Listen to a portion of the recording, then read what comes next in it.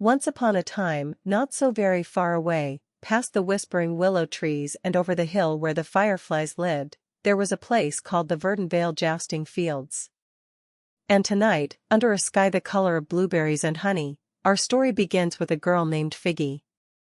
Figgy had curly copper hair that bounced when she walked, a gap-toothed smile that could light up a cave, and a very special baseball glove that she never, ever took off. It was no ordinary glove. It was stitched from moonbeam thread and dyed the softest shade of violet, and everyone who knew about such things said it was magical, for it had the power to catch dreams right out of the air, like fireflies in a jar. Figgy had heard about the Dino Jousting Fields from her grandmother, who had whispered the secret one rainy afternoon over warm cocoa. The fields are where children ride the gentlest dinosaurs, her grandmother had said, eyes twinkling. And if your heart is kind, the field will welcome you. Figgy had thought about those words every single night since. So when the morning came that smelled of clover and possibility, Figgy packed her glove, pulled on her soft green tunic, and set off through the whispering willows. The path was cushioned with moss and edged with tiny glowing mushrooms that pulsed like little heartbeats, guiding her gently forward. Around a final bend in the trail, the jousting fields opened up before her, wide and golden, ringed by fluttering pennants in every color of the rainbow. And there they were. Real, living dinosaurs, enormous and gentle, wearing silky padded saddles and flower garlands around their great necks. There were triceratops with ribbons between their horns, and round-bellied ankylosaurs decorated with daisy chains. Children in soft velvet armor rode them slowly up and down the field, laughing, the ground trembling just a little with every peaceful step. Figgy's heart leapt like a frog in a pond. She was just starting to make her way toward the stables when she noticed someone sitting very alone beneath a large oak tree at the edge of the field. It was a small boy, about 6 years old, with dark floppy hair and knees pulled up to his chest. In his arms he held 3 small plastic dinosaur toys, a T-Rex, a Stegosaurus, and a tiny Velociraptor, and he was speaking to them in a very quiet voice, the kind of voice you use when you don't want anyone else to hear. Figgy walked over slowly, the way you approach a butterfly, careful not to startle.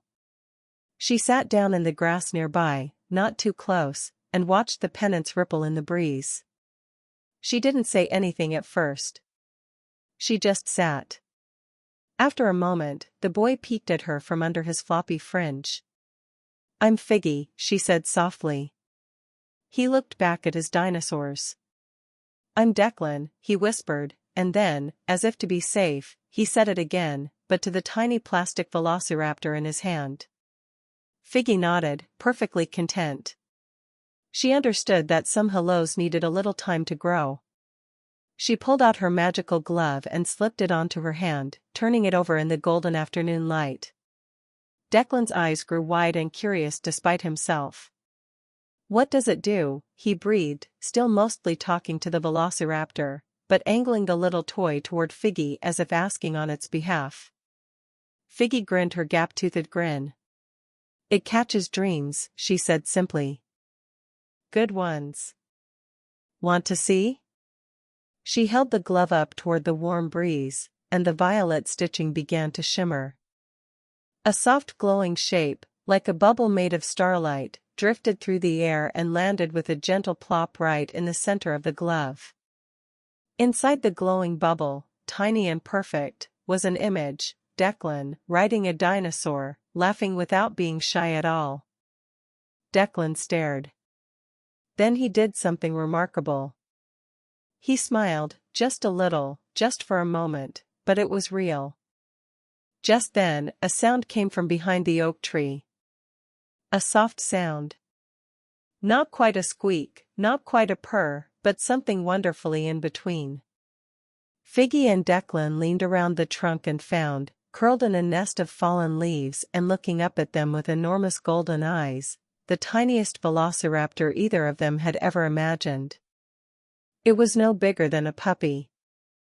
Its scales were the color of a summer peach, its tiny claws were rounded and soft, and its tail curled up at the tip like a question mark. Declan made a sound so quiet it was barely a breath. He reached out his hand, and the tiny raptor bumped its head against his fingers like a kitten asking to be petted. "She must have wandered away from the stables," Figgy said gently. Declan was already cradling the little creature in his arms, and for the first time all day, he wasn't talking to his plastic toys, he was talking to a real, warm, living dinosaur, murmuring soft words into her tiny frilled ears. The raptor closed her eyes and made that purring squeak sound again. Figgy decided to call her Pip, and Declan nodded in agreement. Now, there was a jousting match beginning on the field, a friendly one, where children tried to tap each other's shields with long, soft-tipped lances while riding the great gentle dinosaurs. The Knightmaster, a cheerful woman in a plumed hat, called out for new riders.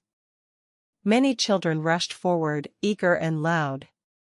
But Figgy saw that Declan had gone very still, looking at the field with a look she recognized, the look of wanting something very much and being very afraid of it at the same time. Figgy walked up to the Knightmaster, not to sign herself up, but to ask a quiet question. She explained about Declan, about how he was brave in his own way, how he had already befriended Pip when no one else had thought to look for her. The Knightmaster listened carefully, then smiled and walked with Figgy back to the oak tree. She knelt down so she was at Declan's level and spoke to him in a voice as gentle as folded blankets. "We've been looking for Pip's friend all day," she said. "It seems she chose you. Would you do us the honor of riding with her?" Declan looked at Pip. Pip looked at Declan. And then, slowly, surely, Declan stood up. He didn't say much. But he walked onto the field, and the Knightmaster helped him settle onto a small, soft-saddled ankylosaurus with Pip nestled safely in a little pouch at his side.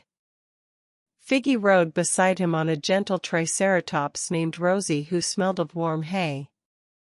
The lance was light as a feather, the armor was softer than a winter coat, and when the friendly match began, Declan laughed, a real, full, round laugh, and it rang out over the golden field like a bell. Figgy didn't win the jousting match that evening. She tapped her lance wide of the shield in the final round and tumbled softly onto a pile of hay, which was actually rather comfortable. But none of that mattered, because when the Knightmaster gathered all the children at the end of the day, she said something Figgy would keep in her heart always. "Today's truest knight," she announced, looking at Figgy with warm eyes, "was not the strongest jouster. It was the one who stopped to see a lonely boy under a tree, who asked for kindness before victory. A true knight is kind before they are strong." The children cheered. Declan cheered the loudest of all, with Pip chirping along from his arms. Figgy's cheeks went as pink as roses, but her smile was so wide it nearly fell off her face. As the evening crept in, soft and purple, the pennants stilled and the dinosaurs were settled back into their flower-scented stables.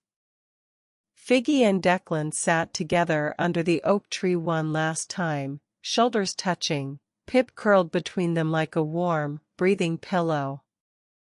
Figgy held up her magical glove one more time, and a whole flurry of dream bubbles came drifting in on the night breeze, bubbles full of jousting fields and tiny raptors and laughing children and morning adventures not yet had. "Catch one," Figgy whispered to Declan, and he reached out and caught a small, glowing dream in his own cupped hands. He looked at it for a long moment, then let it drift gently up into the darkening sky. "For tomorrow," he said, with a certainty that surprised him. Figgy yawned, a long, slow, wonderful yawn that made her eyes crinkle. Declan yawned too. Pip yawned, showing the tiniest row of perfect little teeth. The stars were beginning to appear, one by one, like someone was slowly turning on the lights in a very cozy room. Figgy leaned her head back against the oak tree and felt the warm weight of the day settle over her like the softest quilt. Her eyes grew heavy. The sounds of the field, the distant lowing of the Triceratops, the rustle of pennants, the gentle breathing of Pip, all blurred together into a lullaby. And with her magical glove resting in her lap, still glowing faintly violet, and the memory of Declan's laugh still warm in her chest, Figgy let her eyes close. Just for a moment, she thought. Just for a little rest. And then she was drifting, gently, softly, perfectly, into the sweetest dream of all. Good night, Figgy. Good night, Declan. Good night, little Pip. If you enjoyed this story with Figgy, like and subscribe so you never miss a new adventure. Good night.